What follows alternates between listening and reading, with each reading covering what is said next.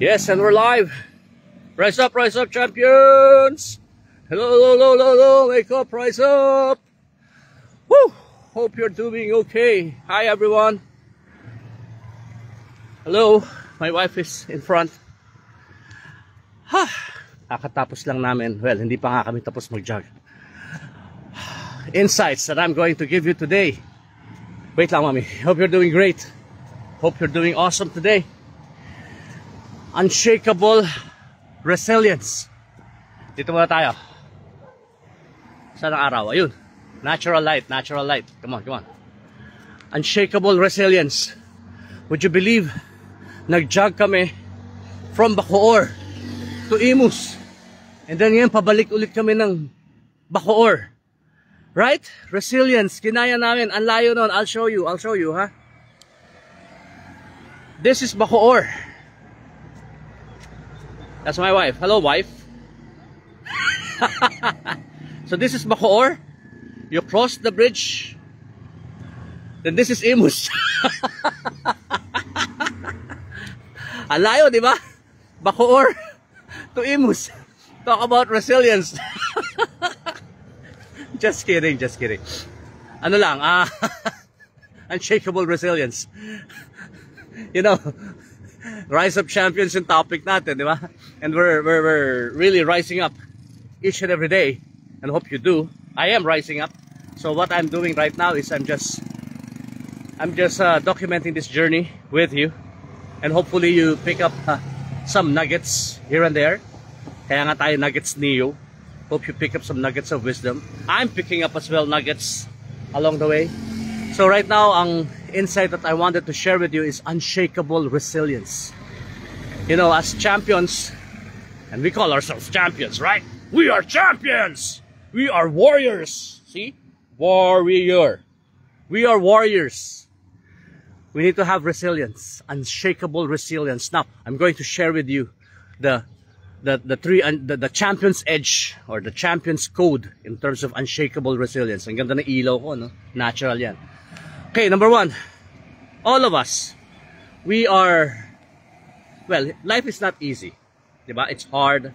Ang daming challenges, ang daming wins, ang daming pain, ang daming gain. But what matters is how you really rise up. How you really rise up dun sa mga nami-meet nating challenges. Here are three insights that I'm going to give you. The unshakable resilience.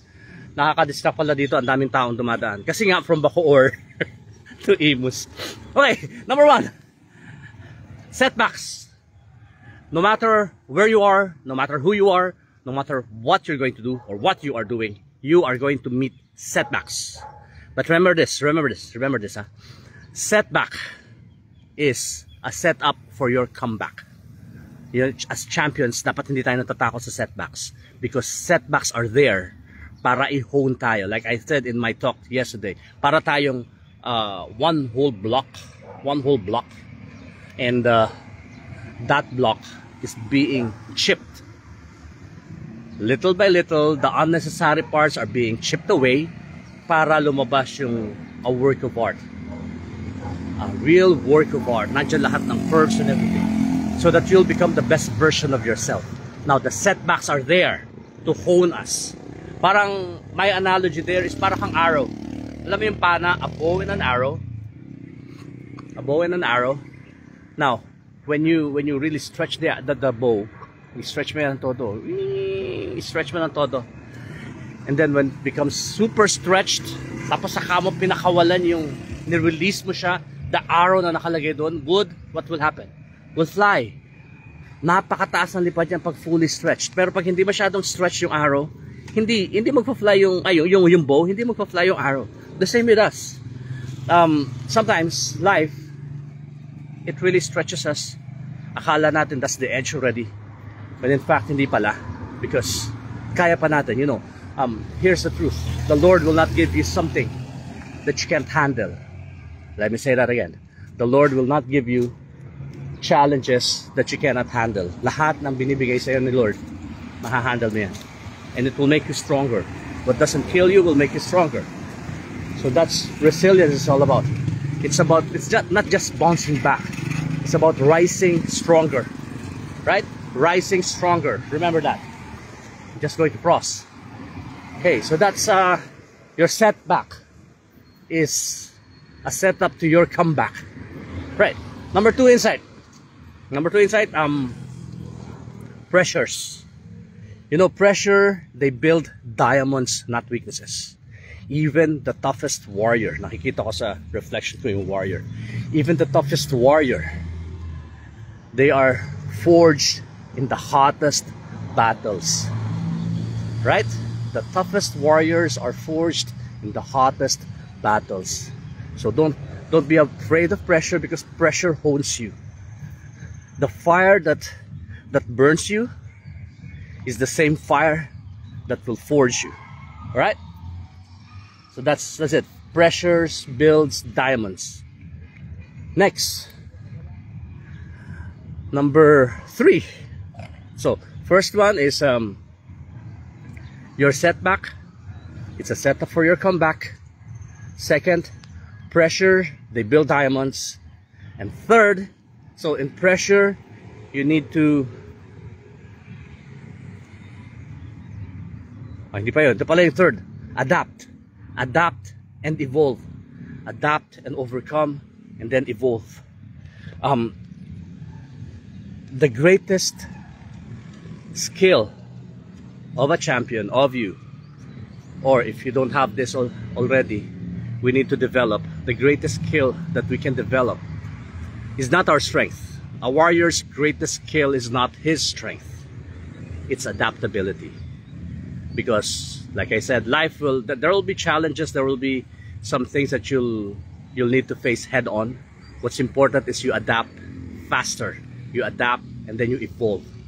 You pivot. If you watch sometimes yung laban ni Manny Pacquiao, that's a classic example of adapting. Boxers, they're good at adapting.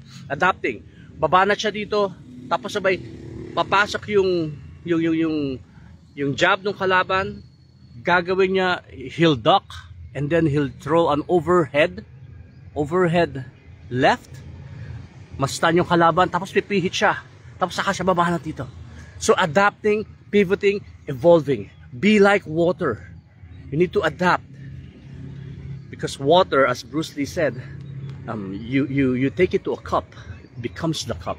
You take it to a bottle, it becomes a bottle. It is soft, yet you cannot grasp it. But it can go through anything. So yeah. So that's the third thing. Adapt and evolve. So you need to adapt faster so that you'll become bolder and become bolder. Right? So those are 3 things. 3 key insights or 3 code to have the champion's edge. You have to rise stronger, adapt faster, and become bolder. So this setup, your setup your setback is a setup for your comeback. Pressures, they build diamonds, and you need to adapt and evolve so that eventually, if you don't evolve, you'll get dissolved, right? So hopefully that helps you today.